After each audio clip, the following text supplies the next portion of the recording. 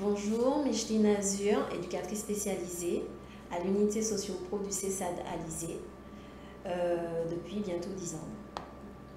Bonjour, je suis Madeline Gély, éducatrice spécialisée au CESAD Assise et j'interviens principalement sur l'unité socio-professionnelle.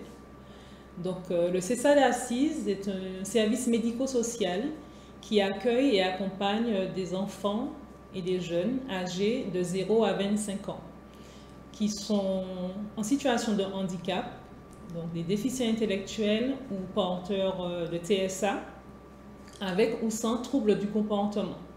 Donc, il s'agit pour nous d'accompagner ces enfants et ces jeunes vers une meilleure intégration scolaire, vers une insertion sociale et professionnelle, donc qu'ils acquièrent un maximum d'autonomie, je dirais. Avant le confinement, nous intervenions de manière individuelle ou en groupe auprès de nos usagers.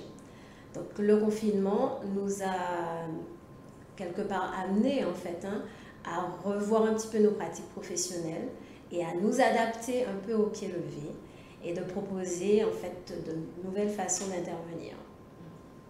Donc, afin d'assurer la continuité des soins des usagers, nous avons proposé aux enfants et aux jeunes et à leurs familles des interventions à distance, donc qui ont été accueillies de manière positive. Et ces interventions se faisaient via les nouvelles technologies de communication, des appels téléphoniques, des appels vidéo via WhatsApp par exemple, ou des séances en visio via l'application Zoom. Donc il est important pour nous justement de pouvoir maintenir la continuité des soins pour les jeunes accompagnés. Donc nous avons proposé effectivement ce type d'intervention, tant en audio qu'en visio pour ceux qui acceptaient effectivement ce type de support. Donc comme le disait tout à l'heure ma collègue, les jeunes et leurs familles ont bien accueilli cette proposition parce que effectivement certains se sentaient un petit peu isolés et avaient besoin d'être dans l'échange tant avec les professionnels du CESAD que les jeunes entre eux en fait, donc qui ont pas mal sollicité pour pouvoir maintenir les ateliers en visio. Donc nos partenaires aussi ont joué le jeu, donc les enseignants de différents établissements scolaires ou certains psychologues de l'éducation nationale aussi ont continué à travailler avec nous tant en visio qu'en audio et ça a été assez porteur. Donc c'est vrai que ce support en fait d'accompagnement nous a permis de rassurer les parents et les jeunes, mais surtout nous avons vu une plus grande implication des parents dans l'accompagnement de leurs enfants, puisqu'ils étaient à leur domicile avec eux et ils faisaient aussi avec eux lors de certains ateliers. Et cela nous a permis en fait de valoriser leur fonction parentale qui, lorsque nous sommes en présentiel, je ne dirais pas qu'elle n'est pas prise en compte, mais est moins visible. Donc, ça a été porteur à ce niveau, en tout cas, ce type de support.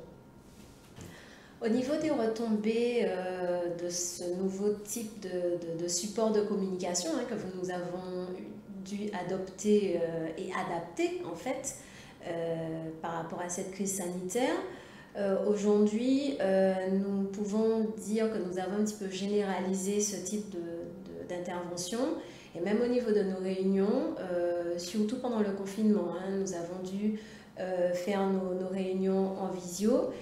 Et aujourd'hui, ça facilite un petit peu en fait l'organisation interne, sachant que le CESAD est rayonne un petit peu sur tout le département.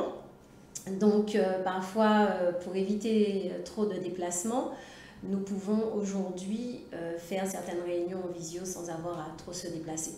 sachant que le risque routier reste le risque professionnel le plus important chez nous. Voilà.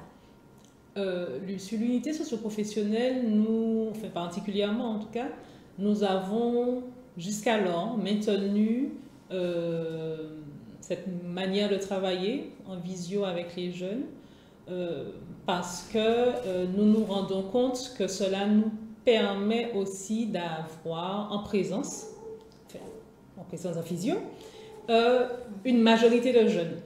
Parce que, bon, il y a un problème de transport qui existe.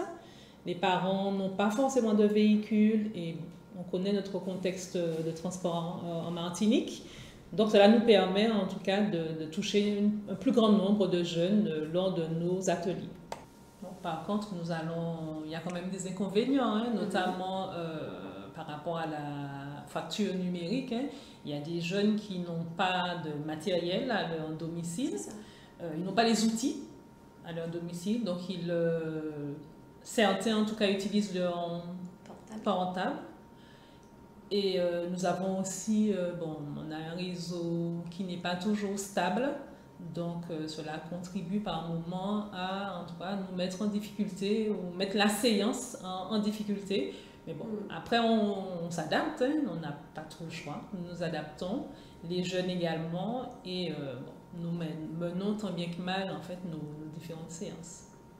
Alors c'est vrai que la crise sanitaire a aussi engendré un inconvénient majeur, c'est-à-dire que nous sommes tenus à certaines mesures, nous obligeant à ne pas avoir un effectif trop important de jeunes sur les ateliers, même dans les véhicules, puisque nous sommes amenés souvent à nous déplacer vers des lieux d'activité. Et donc, ça nous contraint de réduire nos effectifs.